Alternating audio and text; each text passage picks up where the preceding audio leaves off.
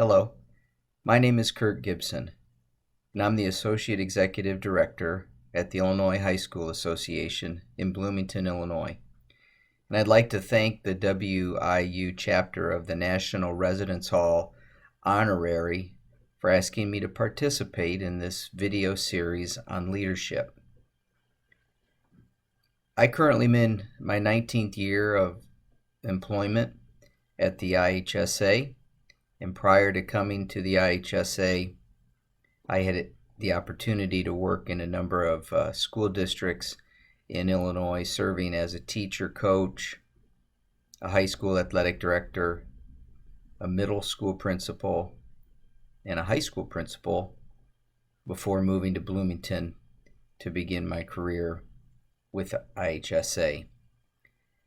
Here at IHSA, I've had the opportunity over the years to work on a number of programs, including boys golf, boys and girls tennis, girls softball, boys and girls gymnastics, boys basketball, bass fishing, baseball, and one of the programs I'm working with now is esports. I've also had the opportunity to work on projects involving our corporate sponsors, cooperative teams, foreign exchange student eligibility, and other assignments as provided to me by our directors. So as you can see, I've had the opportunity to wear a lot of hats over my career, and as I mentioned, it's an honor to be able to speak to you a little bit today about leadership. And when I think about leadership, I begin with this idea that, leadership in many ways, it's a choice. You might find yourselves in these different situations where you're being asked to lead, and in many of those cases, it's a choice you made to put yourself in that position. And so I would encourage you to embrace it. Many people have answers, but very few are willing to put themselves in a position to make a difference. And that's what you're doing when you're in a leadership position. You're going to make a difference. You're going to help take a group of people and move them in a direction. Sometimes that movement is substantial. Sometimes it's really incremental. But there's something special about being able to move people in a direction, and hopefully in a direction that improves whatever the situation might be. But I think it's important to note right up front here in this brief conversation we're going to have that being a leader doesn't always take you down the popular path. You're going to find yourself in positions sometimes where the decisions you have to make or the directions where you need to lead a group aren't going to be the popular ones. And when it's, not in that popular sphere, that can be tough. But you really have to believe in what you're doing and that you're going to make a difference when you get to the final destination, wherever that may be. So when I think about, successful leadership, what does that look like? I would begin by saying or sharing with you that there really is no one approach that fits all or that's going to work in every situation. I think as a leader, it's really important that you know yourself as a person. And you really got to do some self-reflection and know those things that you do really well, know those areas where you're not as strong and where you're going to likely need some help as you move forward, because when you're a leader, you're not going to do everything by yourself. In my mind, I'm thinking about helping people move in a direction. And sure, there are going to be some times when you've got to do the heavy lifting, but there are going to be other times when, you sort of help create this framework, and then you're going to let others, do the heavy lifting, do the legwork to help the group of people that you're working with move forward. So you really got to know yourself. You got to know where your strengths are. You've got to really be honest with yourself to come up with those kinds of answers. I think successful leadership is authentic, and you have to know that like I said, every situation is going to be different, and because every situation is different, the type of leadership that you'll use is going to be different. And so I think being able to identify what the situation calls for is really the first step that successful leaders are able to make when they are trying to develop a strategy to help their group or organization move from point A to point B. And when you're reflecting on the situation, I think, again, for me, successful leaders are able to do three things. They can first articulate a vision. And while that sounds easy, that's oftentimes the most challenging, because to articulate a vision means that you have, at least in your mind, created a belief or a thought about where you want something to go. And to have a belief and to have an opinion, knowing that sometimes that opinion is going to be different than the people you're going to be trying to move, is also part of the challenge. But as leaders, many times we're entrusted with these opportunities, and the expectation is that we're going to have the courage to move the group in whatever direction it needs to go. So being able to have and articulate a clear vision is so critical, because I think if you look and examine the successful leaders in the past, and if you just think about your own experiences, there are times when people want to be led, but they can't be led if you as a leader don't know where you want them to go. So being able to articulate a vision is so critical. Secondly, then successful leaders are able to build some consensus around that vision or that belief. It's one thing to be able to say, here's where we want to go. But then the next step is to be able to build, and consensus is the word I'm going to use. Others could use a different word, but you then want to make sure the group understands what they need to do and explain to folks why this is important to them.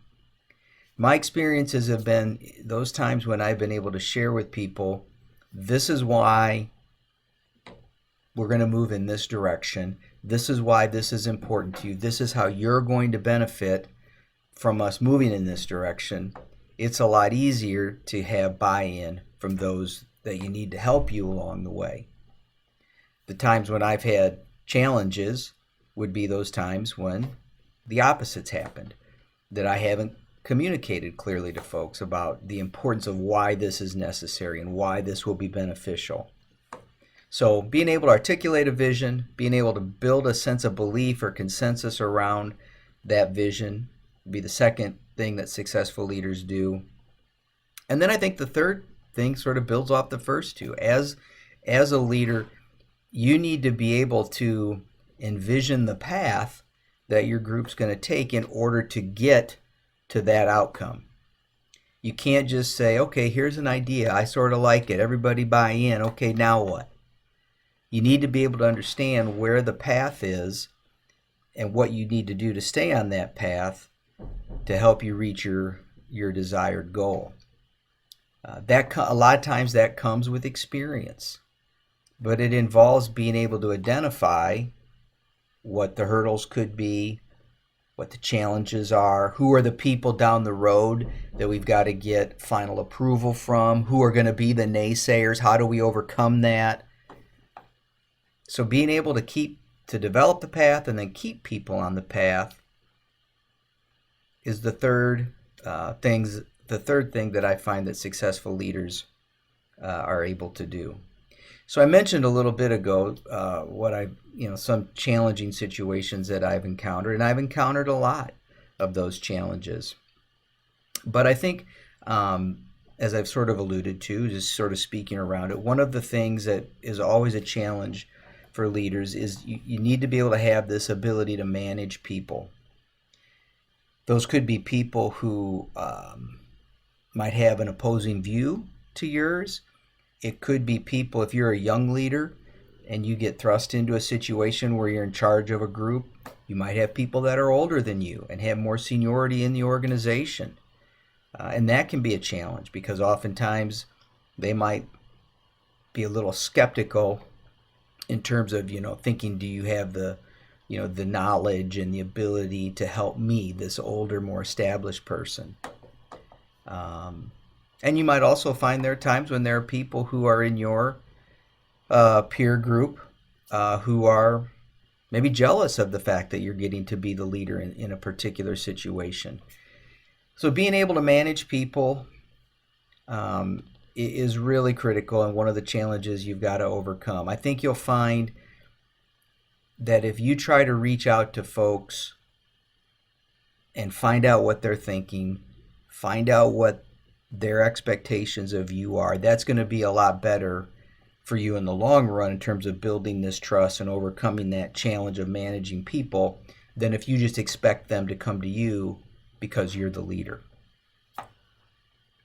I think it's also important when you're a leader, and maybe this is, when you've sort of established what the path is going to be for your group and whatever the situation might be, sometimes as a leader, you've got to be willing to step back and let others move forward a little bit. You've got to be willing to let others put themselves out there. You've got to let others sometimes, be responsible for a big part of whatever the group's trying to accomplish.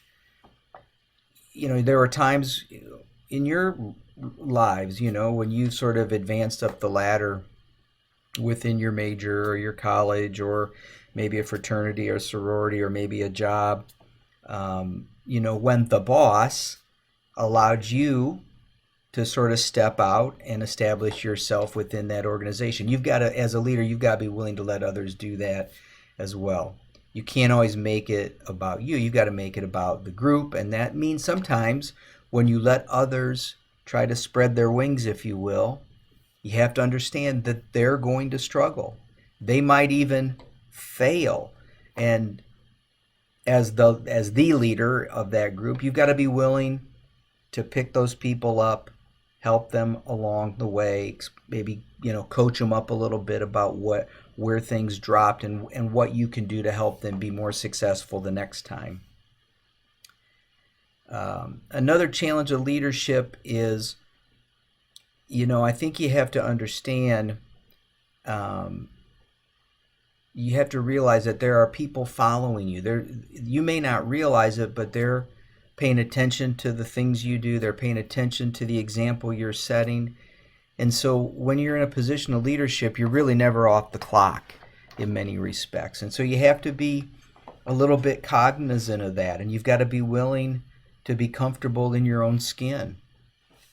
It's certainly fun to, let your hair down every now and then. Guess I've done that too much in my time. But you just have to understand that when you're in a position of leadership, people are always going to be looking to you, even in the off moments, so to speak. And I think another challenge of leadership, sort of the final one that I have for you today, is that you have to be willing to acknowledge that you maybe don't always have the answers. There are going to be situations that present themselves to you when you're in a leadership position that initially you don't know what the response should be. That's okay. Sometimes as a leader, you have to be able to say to folks, something along the lines of, I'm not sure what that answer is right now or how we're going to get there. Let me get back to you. That's okay. That's not a sign of weakness. And I think sometimes we get caught in this idea that leaders have to have all the answers right then and there. And that's really not the case. So when you find yourself in those situations where you're unsure, don't be afraid to say, I'm unsure, but let me get back to you. That's a good question. Let me do a little research on that. Let me think about that a little bit, and I'll get back to you.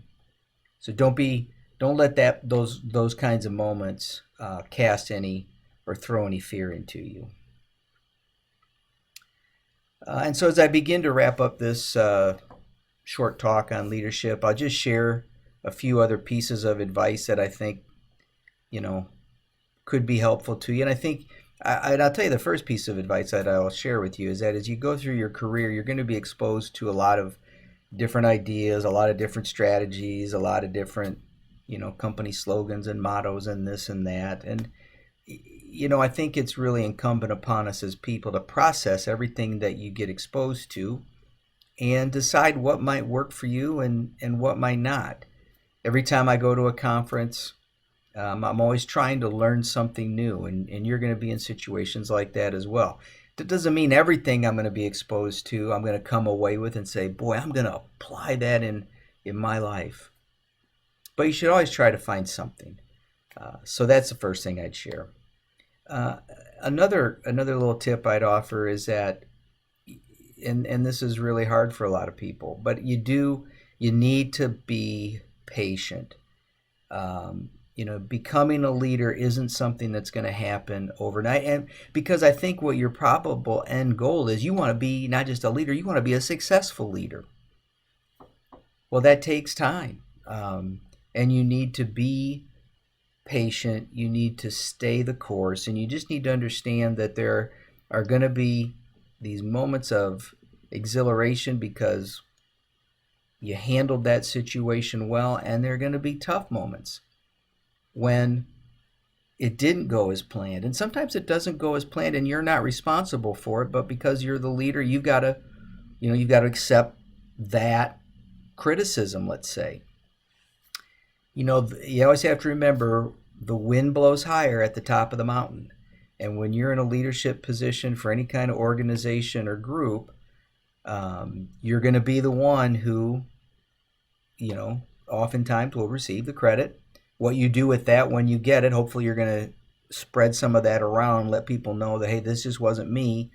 But you've got to understand that when things don't go as planned, you're going to receive, oftentimes, without any real cause or justification, you're going to receive the blame, and you just got to be able to accept that. Another piece of advice I'd offer, and I see this in my line of work, I've seen it in my line of work throughout my career, people who are resistant to change. So I would tell you, don't be afraid to try new things. And it's okay if you try something new and it doesn't work. Trying new things helps broaden your horizons. It gives you more context for later situations, and it just builds your experience base. There's nothing wrong with being a bit of a risk taker. We have to learn to get out of our comfort zones. Certainly there will be more times than not where we sort of find our way back into that comfortable place for ourselves, but we can't live there all the time. As a leader, you've got to be willing to try new things and show people that it's okay to try new things and not have them be successful. It's the not being successful that matters. It's what you learn from that experience and apply to the next situation that's really important. And then I'll just end with these three things. Anytime I talk to young folks in college, I share these three things. And it's really, first, make yourself invaluable to your organization. When you start your career, learn all aspects of it. No job should be too small for you to do. If you get asked to do something that you weren't hired to do, jump in and do it. The more you learn, the more skills you'll develop, and that makes you just incredibly invaluable to your organization. Second, I always encourage folks to stay current in their chosen paths and to stay current in what's going on around you in the world. For me, I accomplish that by reading a lot. I read newspapers, I read articles online. I really don't ever want to stop learning. I've always sort of thought when I've stopped learning and assuming that I have all the answers and know everything to do, that's probably the time for me to punch out. So continue to learn, continue to stay engaged in your professional space. And then finally, you do that by networking. And that's an area, and I tell college students this, I tell adults this, young adults when I talk to them this all the time. That's one area where I've not been as good as I needed to be. Don't be afraid to network. Don't be afraid to reach out to people in your chosen path. You might think, like when I started, for example, when I started as a high school basketball coach. I'd go to clinics all the time, and if I, got close to some big time college coach, for example, I would be like, oh my gosh, I wouldn't even want to. I'd be like too tongue tied to try to say anything to him. Um, and I would say don't do that, man. It doesn't mean you have to get into a conversation about, their family or whatever, but don't be afraid to ask somebody who's in a role that maybe you aspire to someday. What's it like? What are your challenges? What are things that, prove to go well for you? But being in a network, developing your own professional network, I think is really critical as well to your success, because you just never know, when you need another door to be opened. And if you've got a strong network of folks, they can help you anytime you might find yourself in a bit of a challenge. So again, thanks for listening to my thoughts on leadership. My name is Kurt Gibson. I work at the Illinois High School Association. You can find me at the association. Our website is www.ihsa.org, and I can be reached through email at kgibson@ihsa.org. Again, I'd like to thank the WIU chapter of the National Residence Hall Honorary for asking me to speak as a part of this series, and I wish you well. Thank you.